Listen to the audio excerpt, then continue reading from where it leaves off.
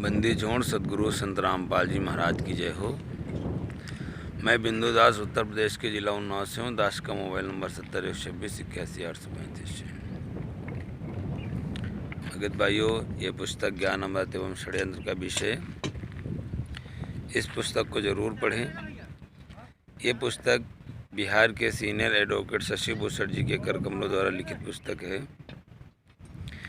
इस पुस्तक में छुड़ाने धाम से लेकर के वर्तमान तक की सभी जानकारियाँ लिखी हैं। संत रामपाल जी महाराज के ऊपर जितने भी कानूनी प्रक्रिया हुई है, जितने भी केस हुए हैं, उस सब की जानकारी है। भगत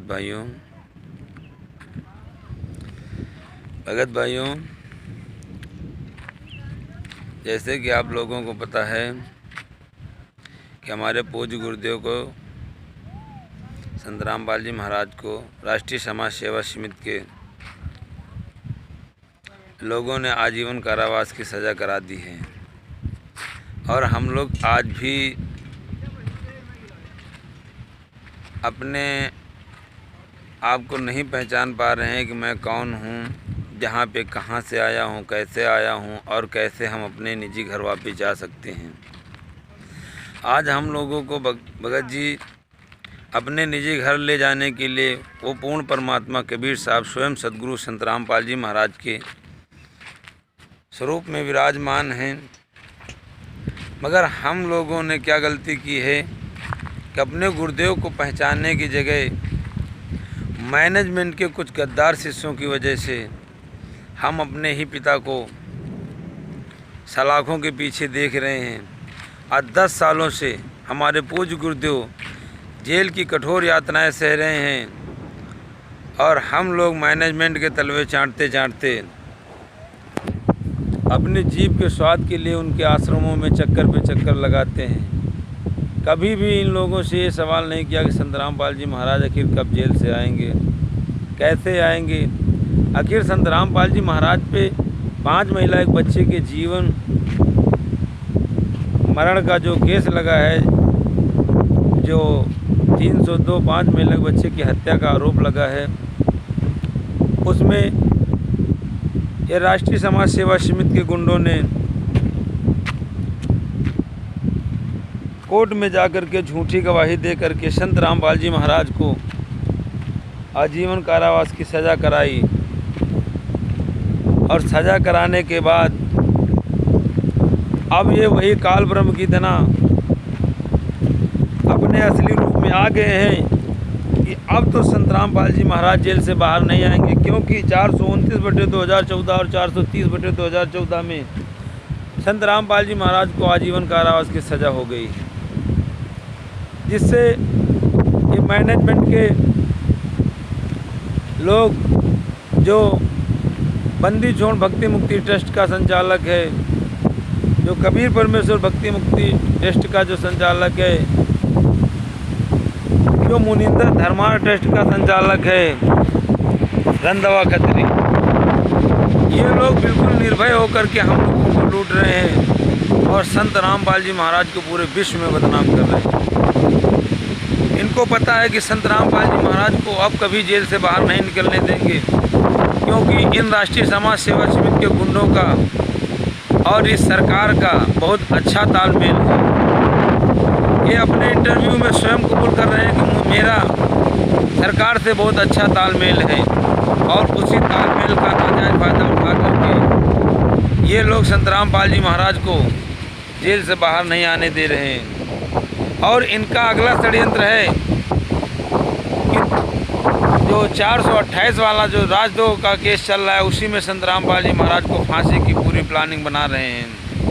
तो भगत भाइयों, आप लोग समझो, आप लोग जागो, इनसे सवाल करो कि संत रामपाल जी महाराज जेल में है, क्यों है। आखिर किसने FIR लिखवाई है संत रामपाल जी महाराज के खिलाफ, और किसने जाकर के कोर्ट में झूठी गवाही दी है।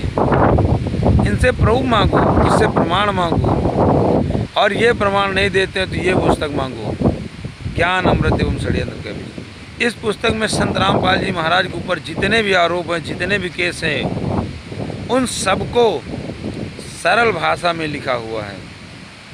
किसने करवाया, क्यों करवाया, कब करवाया, किसने झूठी गवाही दे करके संत रामपाल जी महाराज जी को आजीवन कारावास की सज़ा कराई है, किसने आश्रम के अंदर संत रामपाल जी महाराज को बंधक बनाया था, कौन थे वो लोग जिन्होंने 5 महिला एक बच्चे की निर्मम हत्या एक बंद कमरे में मिल करके मारा है, उन सब की जानकारी इस पुस्तक में है। जिन लोगों ने संत रामपाल जी महाराज को आजीवन कारावास की सज़ा कराने के लिए आश्रम में उठाए थे हथियार, वो आखिर ब्लैक कैट कमांडो कौन थे और अब वो कहाँ हैं, कहाँ चले गए हैं? आखिर वो केवल क्या संत रामपाल जी ही महाराज दोषी थे जो संत रामपाल जी महाराज को जेल कराने के बाद सारे के सारे आज़ाद घूम रहे हैं? क्या हमारे गुरु जी ने 5 महिला के बच्चे की हत्या की है? आखिर ये राष्ट्रीय समाज सेवा क्यों नहीं इसका जवाब देती है कि वो 5 महिला के बच्चे के हत्यारे कौन थे? या तो वो खुला बताए कि हत्यारे कौन लोग थे।